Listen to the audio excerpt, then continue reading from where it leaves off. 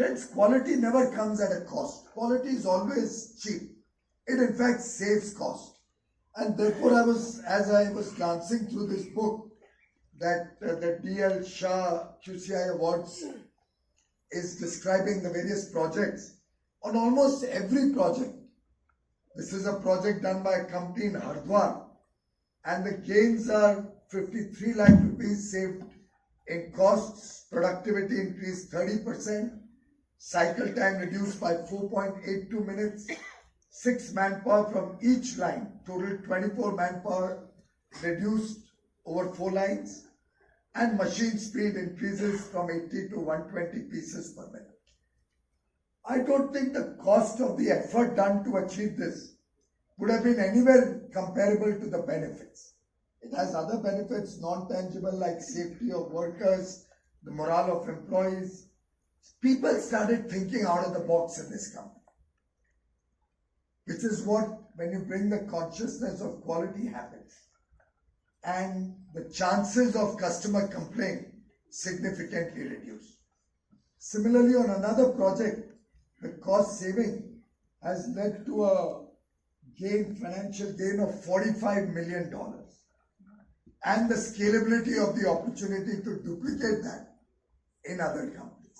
And I could just go on and on. But on a small aside, Mr. D.L. Shah and I share a birthday.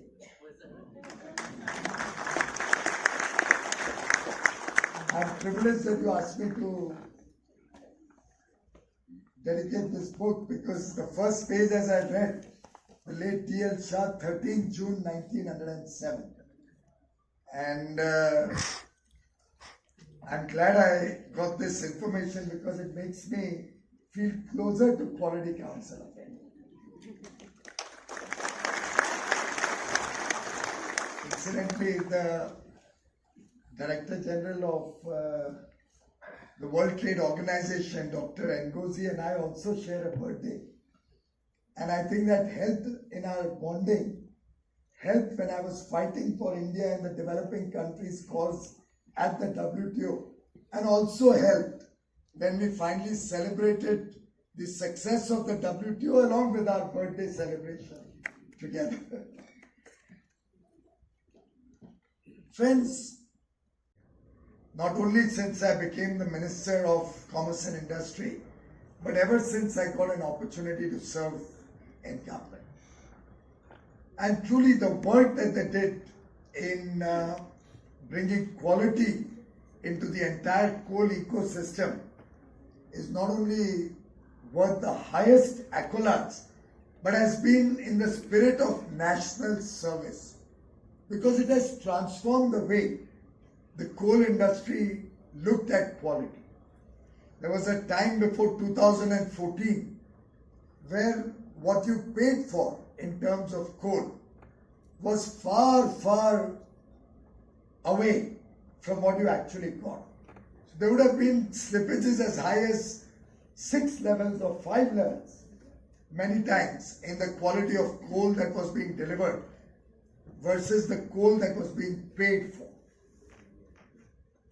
I remember in my first meeting with the heads of all the coal companies in Kolkata, somewhere within the first month or two after becoming the coal minister in 2014, I recall, and as you very rightly said, I'm not an easy person to work with. Many officials may not like to work with me actually. I'm told so. I don't know how far it's true. Anurag or Amitabh can probably, Anil can throw more light on that. But I was doing a review of coal, and one of the managing directors of a coal company, whom I was pulling up for the fact that boulders were coming along with the coal that was being supplied by Coal India and its subsidiaries. At that time, 2014, there were big boulders. Boulders probably the size of this box over here, coming along with coal while being transported. So I was pulling up the officials why this is allowed to happen, how does this happen? Obviously the coal companies are not doing a good job. And a managing director tells me, sir, when we loaded the coal, said it in Hindi, but again for the benefit of our participants, Sir, when we loaded the coal from our coal mine, from the quarries, we loaded perfectly good coal. Along the way, in the railways, I was not railway minister at that time, he thought he could get away with it. He didn't realize that Modi government is one government. Yes, the train stopped somewhere. These people come to steal coal. They take away the good coal and they put in those boulders into the coal wagons. I was aghast. I won't take his name now, I don't want to expose him. I said, Mr. So-and-so, are you trying to suggest that the people who are coming to steal the coal, if any, when they take away the good coal, they are picking up these huge boulders, climbing on to top of the wagon because the loading is from the top, and putting these boulders inside as a replacement for the good coal. And how many people would be required to pick up a boulder as big as this? And why should they ever do that? They just need to steal the coal, if at all, and run away. They are not going to be replacing that coal with huge boulders. But that was the thinking and the justification which must have gone on for how many years before 2014. And that is the day I called upon becoming more quality conscious in the coal sector.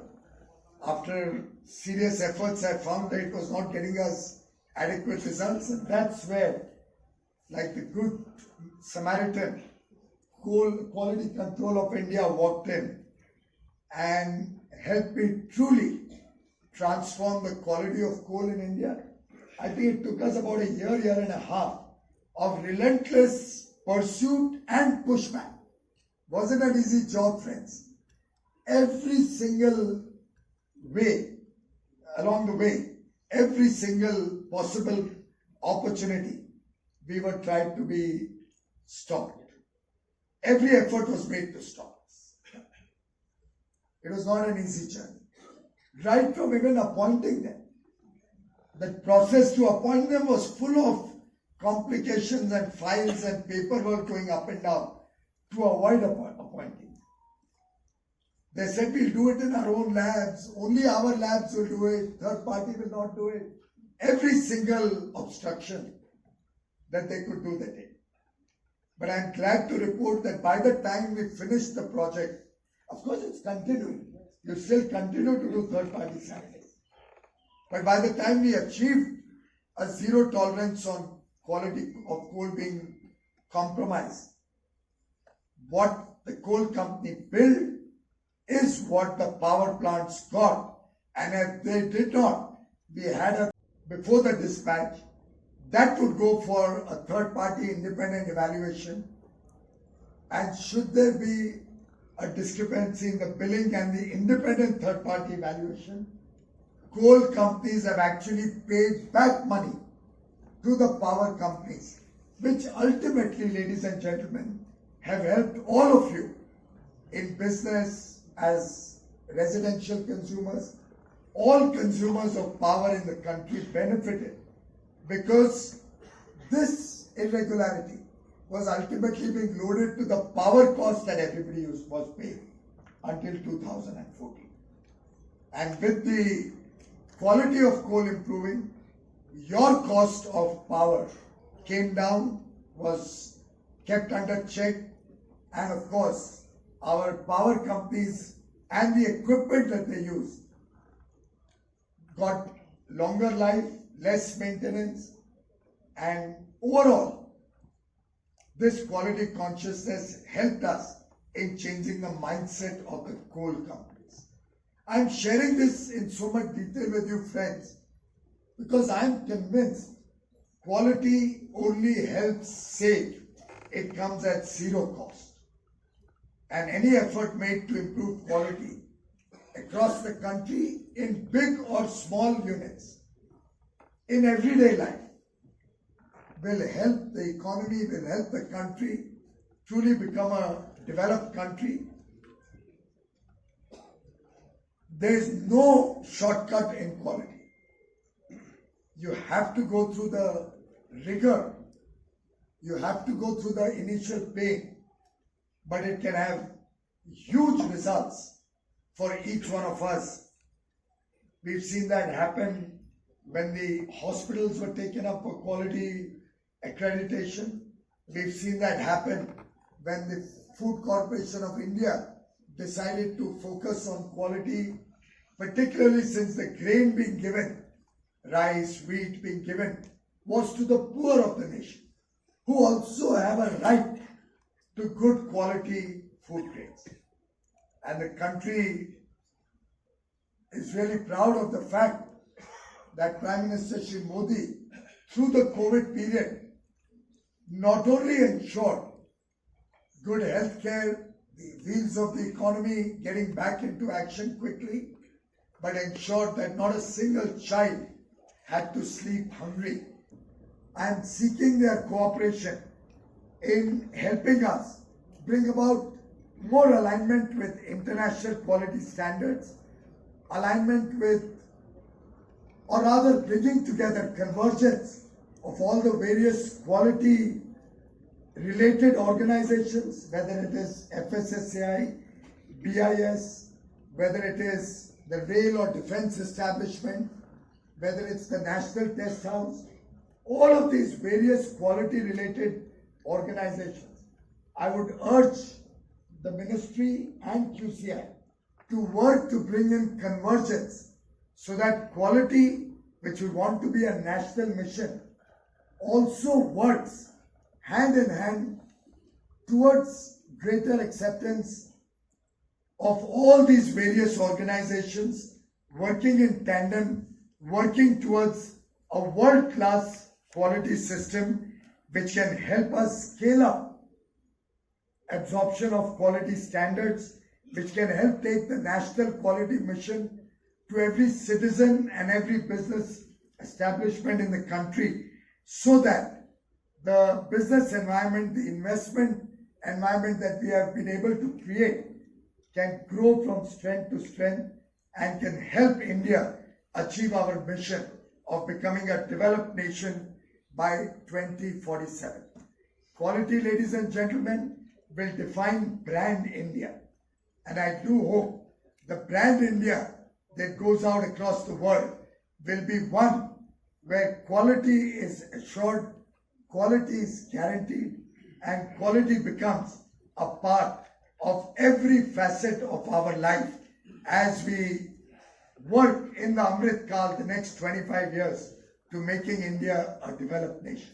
My best wishes to all of you in the festival season, my wishes to Quality Council of India for a successful journey towards QCI at 50.